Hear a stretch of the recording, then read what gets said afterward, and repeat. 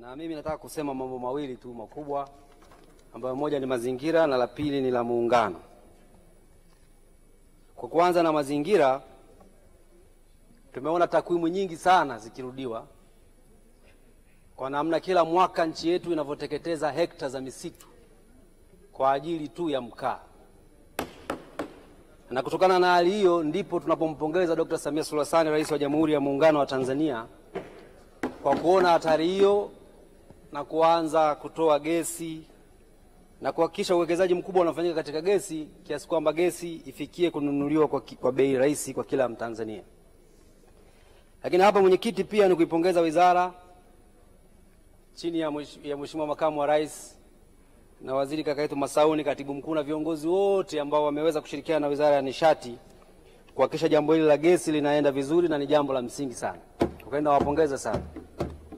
Lakini mwenyekiti, ni kweli kwamba ukifikiri hekta 100,000 tunateketeza kwa mwaka, na nimemsikia Waziri hata Jafo wakati fulani akizungumza akitaka kuweka mpango wa kuzuia Dar es Salaam, kuna wakati watazuia mkaa. Nikawa nazunguka kule Kilombero jimboni napima hekta 1, 2, yani nione hekta 10 ukubwa wake. Hekta 100,000 mheshimiwa mwenyekiti si ndogo. Katika mambo kama tunatakiwa tuwekeze kwa nguvu, basi ni kuzuia kuteketea kwa misitu yetu kwenda kutengeneza mkaa. Tuache kabisa habari hiyo na tusahau habari ya mkaa. Mtu akikamatwa amekata mti uliokaa miaka 100, mti ambao umekaa miaka 60, mti ambao umekaa miaka 50, anakata anachoma mkaa, hiyo ni jinai na ni kosa la jinai kabisa, tufikia wakati huo. Lakini huwezi kumhukumu Mtanzania kwa sababu hujamfikishia nishati mbadala. Mheshimiwa mwenyekiti, yako maonyesho tuliona hapa bungeni wakati fulani, tulipewa majiko hata ya umeme, ambayo kumbe unaweza kuwa na jiko la kisasa la umeme linatumia umeme chini zaidi kuliko hiyo gesi. Na wengine tukayanunua hapa na chemsha maharage kwa unit ndogo kabisa.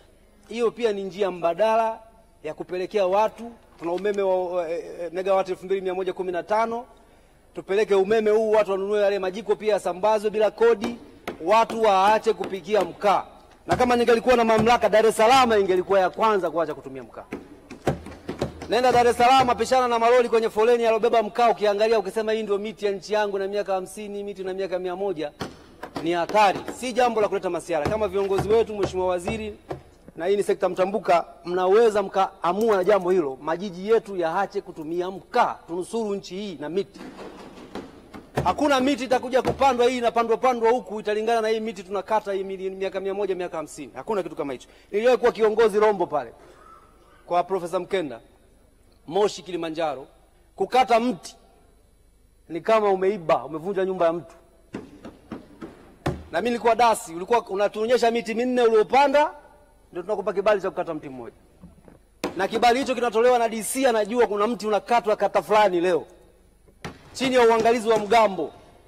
Lakini baadhi ya maeneo katika nchi hii tunakata miti tunavyotaka. Nafikiri hili si jambo zuri. Kwa hiyo nataka kusisitiza hapo, nimeongea sana kwa sababu takwimu zinavyotolewa hizo zinaonekana kama ni takwimu rahisi. La pili, kwenye mazingira, wekeni nguvu katika maeneo yenye misitu ambayo hajaguswa, kama Kilombero kule kwetu. Ukifika unaona giza la miti Udizungwa, hifadhi ya Nyerere. Lindeni, hakikisheni mnawapa wananchi gesi hata bure, ili wasivamie misitu na kukata miti na kuokota kuni. Kwa hiyo mkiwekeza nguvu kama Kilombero kule, tuna mradi wa kuzalisha umeme wa Kidatu unatokana na maporomoko ya maji ambayo hayakauki kwa sababu tunatunza miti. Tuna Kiansi haikauki kwa sababu tunatunza miti. Kwa hiyo mtusaidie kutuletea gesi ili tusiendelee kukata miti. Nataka kumalizia upande wa muungano. Sisi tulopata bahati ya kusoma chuo cha kumbukumbu ya Mwalimu Nyerere pale na kusikiliza hotuba za Mwalimu Nyerere, katika maisha yake unaweza kusema aligusia sana swala la muungano. Na mimi nataka kusema hapa, sidhani anakumbuka zile hotuba, lakini mwenyekiti Mwalimu amezungumza mambo mengi sana kuhusu muungano. Kuna hotuba maarufu ya Mwalimu Nyerere, anazungumzia nyufa 5 za nchi. Anasema nyumba yetu ilipotikisika tuliona nyufa, nyingine katika paa, nyingine katika dari, nyingine katika sakafu. Akataja ufa wa rushwa, akataja watu kudharau, kupuuza sheria, ukabila, udini. Lakini akachukua muda mrefu kuzungumzia muungano. Akasema kumbukeni kinachowafanya mseme sisi wa Zanzibari, wao wa Tanganyika, ni dhambi ya ubaguzi na huu muungano uliowepo. Kwa sababu sisi leo tuna muungano wa Tanzania, tunawaona wa Zanzibari. Kwa sababu tuna muungano wa Tanzania, Wazanzibari wanawaona Watanganyika. Na hii ndio ilikuwa sababu ya kwanza Mwalimu Nyerere anasisitiza East Africa iungane. Akiwaambia Kenya kuna makabila, Uganda kuna makabila, tukiungana katika East Africa hamtatazamana ndani ukabila wenu, mtaangalia Tanzania, mtaiangalia Uganda, mtaiangalia Kenya, kwamba tukichelewa wenzetu watatupita. Sasa leo tunazungumza baadhi ya ubaguzi kwa viongozi wachache wanaozungumza mambo ya ubaguzi. Tunajua kuna siasa ndani yako mwenyekiti, nikupe siri, mimi najua.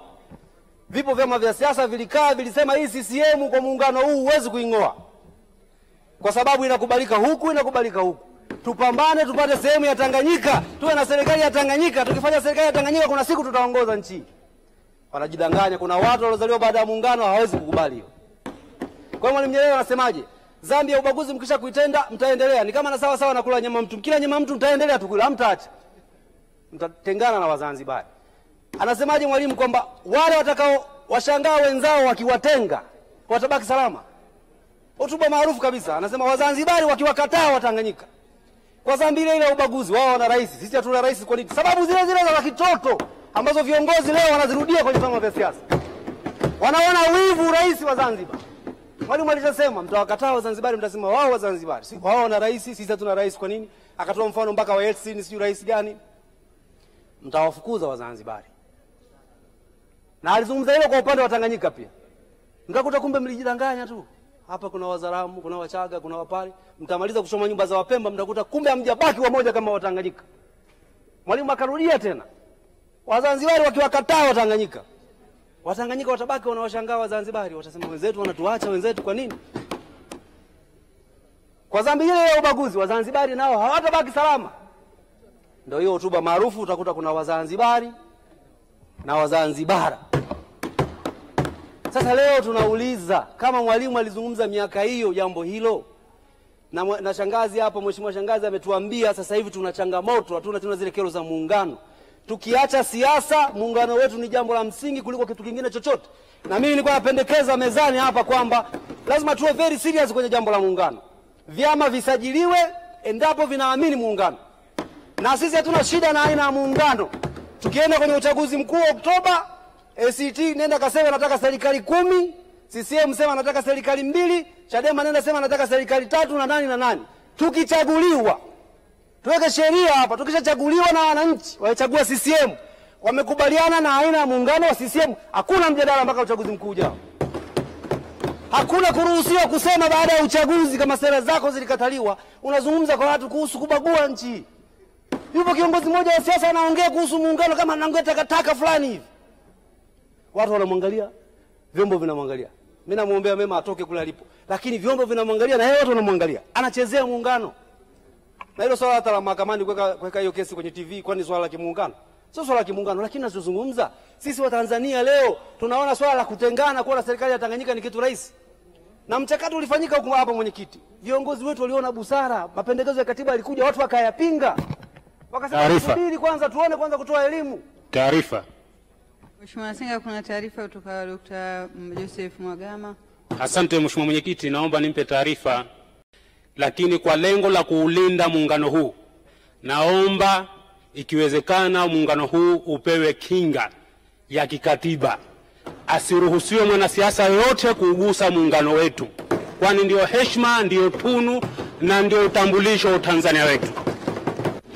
Mheshimiwa Senga, unaipokea taarifa? Mheshimiwa Mwenyekiti, naipokea taarifa hiyo. Mimi nikukumbusha Mheshimiwa Mwenyekiti, wakati wa bunge la katiba, yupo kiongozi mmoja wa vyama vya siasa alisema muungano huu hauna mkataba. Ni fake. Mimi nilikuwa pale mmoja wa vijana. Sisi tuliomba serikali wakaenda kufungua sanduku la chuma kutuletea mkataba ule wa muungano. Tukauprint kwenye t-shirt, tukavaa kwa maandamano katika nchi. Akasema na huo mkataba wenyewe hii sio saini ya Nyerere wala Karume. Huyu mtu anatumika na nani? Kwa nini tunaacha mambo kama haya? Sasa mimi nataka kupendekeza na jambo la msingi msicheze nalo hili. Sisi CCM tumesema aina hii ya muungano mpaka tutakapokuja kubadilisha katiba. Kama kuna chama kingine kinaamini aina ya muungano, ukishachaguliwa, kama hujachaguliwa, hauna haja kuendekeza hiyo hoja, slogan yako ya kubagua nchi kwa chuki ambazo hazina maana. Mheshimiwa Mwenyekiti, naunga mkono hoja. Asante sana.